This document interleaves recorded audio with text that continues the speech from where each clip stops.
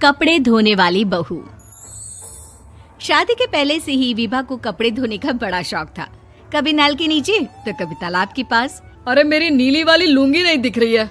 विभा की अम्मा, कहाँ रखी है लुंगी? अरे वो तो विभा ने परसों ही धोकर रखी थी आपकी अलमारी में, देखो वहीं होगी। वो ना मैंने आज धो दी, मुझे लगा कि गंदी हो गई होगी। अरे कैसे गंदी हो गई थी? उसे तो मैंने पहना भी नहीं। हे भगवान, इस लड़की के कपड़े धोने की आदत से परेशान हो गया हूँ मैं। जितना तो घर में राशन नहीं आता, उससे कहीं ज्यादा डिटर्जेंट पाउडर का खर्चा है। इसकी शादी करवा दो, शादी जाए अपने घर में ही करे काम, फिर चाहे घर के कपड़े धोने हो या पूरे गांव के। हाँ ठीक बोल रही हो, देखता हूँ मैं कोई लड़का। वो दिन भी आ जाता है जब विभा को देखने लड़के वाले आ जाते हैं। लड़की मुझे अच्छी लगी। होने वाली सास कहती है, बेटी अगर कुछ पूछना है तो पूछ लो। वैसे तो हमारी लड़की बहुत ही शर्मीली है, जो बोल दो वो मान लेती है, इसे क्या पूछना होगा। अरे कैसी बात कर रही हो माँ, मुझे इन लोगों के घर रहना है, सवाल तो कई है। हाँ हाँ बेटा, पूछ लो ना, क्या पूछना है। आप लोगों के घर कपड़े कौन धोता है? सास का मुंह बन जाता है।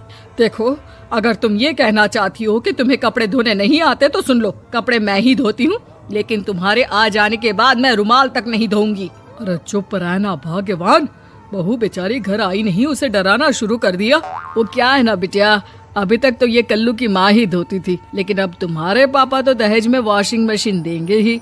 तभी विभा की माँ बोल पड़ती है, सवाल भी पूछा तो क्या। वैसे भाई साहब, मशीन की तो फिर भी कपड़े धोने की कैपेसिटी होती है, मतलब जो बिटिया दे रहे हैं ना विभा, इसे कपड़े धोने का बहुत शौक है। ये आप लोगों के क्या, आस पड़ोस गांव मोहल्ले सबके कपड़े धो दे और उफ तक ना करे। बाहर देखा नहीं आपने कितने कपड़े सूख रहे हैं, सब हमारी बिटिया ने ही तो धोए हैं। बस भी करो ना माँ, शर्म आ रही इतनी तारीफ सुनकर। और तो और एक दाग निकाल कर दिखाओ तो मान जाऊं। हाँ अच्छा अच्छा, माफ करना बेटा, मैंने गलत समझा। हमें तो रिश्ता बहुत पसंद है। और ऐसे जुड़ जाता है रिश्ता कपड़े धोने का शौक रखने वाली विभा का। उसकी शादी हो जाती है कोयला फैक्ट्री में काम करने वाले कल्लू के साथ। शादी के बाद अचानक विभा चिल्लाती हुई सास के पास आती है। सासू माँ, अरे सासू माँ कहाँ है आप? ये तो धोखा है, धोखा दिया आप लोगों ने मुझे।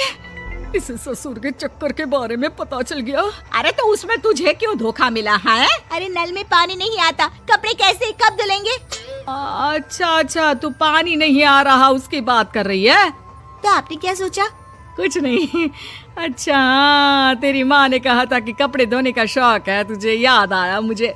शौक शौक बोलकर कपड़े धोने वाले मेरे जुनून को कम ना आके सासू माँ, कपड़ा धोना मेरा गुरूर है। तभी पति भी वहाँ आ जाता है। अभी अभी मैंने इसे सनी देओल की फिल्म दिखाई है, उसी के डायलॉग मार रही है माँ। अच्छा सुन, साफ साफ बता रही हूँ, पानी सुबह 4 से 6 और शाम को 10 से 12 आता है, समझी? विभा टाइमिंग सुनकर हैरान हो जाती है। ये क्या भूतों का मोहल्ला है? सुबह 4 बजे उठकर कौन कपड़े धोता है? 4 बजे टंकी में पानी जाता है, फिर सारा दिन धोना ना, किसने मना किया? अरे कैसी बात कर रही हैं? 200 लीटर की टंकी में कितने कपड़े धो लूंगी मैं, सुबह ही उठ जाऊंगी मैं। अब क्या था, विभा सुबह 4 से लेकर रात के 12 बजे तक कपड़े ही धोती रहती। एक रोज सास पड़ोस से निकलकर कहीं जा रही होती है कि साथ वाली कहती है, हाँ कल्लू की माँ, जरा ये बताओ कि 2 साड़ी है, 2 ब्लाउज और एक पेटीकोट और एक नाड़े वाला लंबा कच्छा। हाँ तो? अरे तो क्या, कितना लोगी धुलाई ये बताओ। धोबन दिख रहे हैं हम क्या? हमारे पति सरकारी नौकरी से अभी अभी रिटायर हुए हैं और बेटा सुपरवाइजर है कोयला फैक्ट्री में। धोबन समझ रखा है हमें। हाय रे कल्लू की अम्मा, माफ कर दो, वो तो मोहल्ले में यही सब बता रहे थे कि तुमने बहू को कपड़ा धुलवाने के काम में लगा दिया है। सास को पड़ोसन की बात सुनकर गुस्सा आ जाता है। वो घर पहुंचती है जहां घर के बाहर ही इतने सारे कपड़े सूख रहे होते हैं जितने कि किसी धोबन के घर पर। अरे ओ कल्लू की दुल्हन, बाहर निकल। माँ जी यहीं आ जाओ, बाथरूम में चादर धो रहे हैं हम। अरे अभी हम धोते हैं, तुमको बाहर निकलो। ये आस पड़ोस वाले बोल रहे हैं कि हम बहू से कपड़े धुलवा धुलवा कर उसे कपड़ा धोने वाली बना दिए हैं। अरे छोड़ो ना माँ जी, किन लोगों की बातों में आती हो? आस पास के लोगों का तो काम ही होता है कि वो किसी तरह सास बहू को लड़ा दे। बहू सारे घर के कपड़े धोती है, ये क्या कम है?